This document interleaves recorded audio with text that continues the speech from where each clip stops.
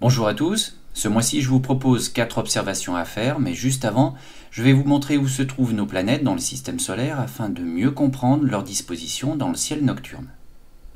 Pour ceux qui vivent dans l'hémisphère nord, cela ne vous a pas échappé, la durée du jour est devenue largement supérieure à celle de la nuit, et ça devient un tout petit peu problématique, au moins pour les observations. Pour information, le solstice d'été aura lieu le 21 juin. Cette date correspond à une durée de jour maximale, soit environ 16 heures de jour au centre de la France métropolitaine. Et à cela s'ajoute bien sûr le crépuscule, c'est-à-dire la faible lumière qui se répand lorsque le soleil est en dessous de l'horizon. Du coup, les observations que je vais vous proposer seront donc soit en début de nuit, vers 22 heures, soit à l'aube, aux alentours de 6 heures du matin. Et oui, je sais, c'est pas génial, mais ayez toujours une petite pensée pour le pauvre astronome amateur vivant en Islande. Et oui, soudainement, notre situation est au final pas si mal. Allez, éloignons-nous de quelques centaines de millions de kilomètres pour observer ce qu'il se passe dans notre système solaire. Voici le déplacement des planètes depuis le 1er juin avec leur position le 15.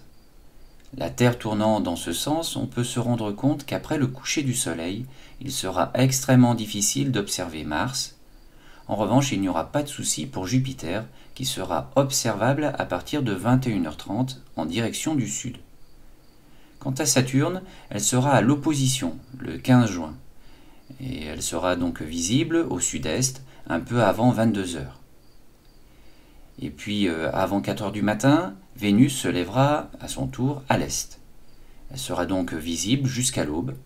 Et pour finir, Mercure ne sera pas visible dans l'hémisphère nord, car elle baignera déjà dans les lueurs du soleil levant. Allez, regardons plus en détail les quelques observations à faire à l'œil nu.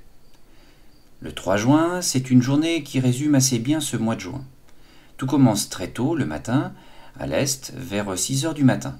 Vous pourrez alors observer Vénus qui s'est éloignée de plus de 30 millions de kilomètres depuis le mois dernier.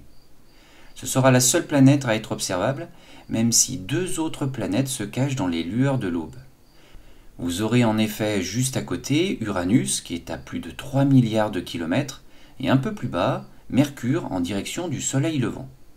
Même si vous ne les voyez pas, il est toujours important de savoir qu'elles sont là et que la mécanique céleste est bien en œuvre, même si notre atmosphère nous la cache un petit peu. Et puis le même jour, au début de la nuit, au sud, la Lune passera près de Jupiter. Le lendemain, notre satellite naturel sera juste au-dessus de l'étoile Spica. Le 9 juin, à 22h, au sud-est, vous aurez cette fois-ci l'occasion de voir se lever la pleine Lune, puis juste après la planète Saturne. Pour les lève-tôt, vous pourrez les voir se coucher cette fois-ci à l'ouest, vers 6 heures du matin. Si vous n'arrivez pas à voir Saturne, vous pourrez toujours orienter votre regard au sud pour voir la planète Jupiter. Les 20 et 21 juin, à l'est, il faudra se lever tôt pour voir la Lune passer à côté de Vénus. Lorsque vous regarderez le croissant lunaire, pensez bien que Vénus a presque le même profil, puisqu'elle offrira aussi un croissant, mais celui-ci sera un peu plus large. Et enfin, le 30 juin, il s'agit d'une configuration assez proche du 3 juin, à ceci près que vous pourrez observer en direction du sud, vers 22h, la planète Saturne et le binôme Jupiter-Lune. Pour information, la Lune se déplaçant dans cette direction, elle passera le 1er juillet à gauche de Jupiter et le 6 et 7 juillet près de Saturne. Juste avant de terminer, je voulais quand même vous montrer une image en haute résolution de la planète Saturne, car je trouve qu'il est important de s'imprégner d'images pour profiter des observations, surtout lorsqu'on ne possède pas de paire de jumelles, d'une lunette astronomique ou d'un petit télescope. Au mois de septembre, je vous montrerai de nombreuses images prises par le satellite Cassini, qui est en orbite autour de la planète.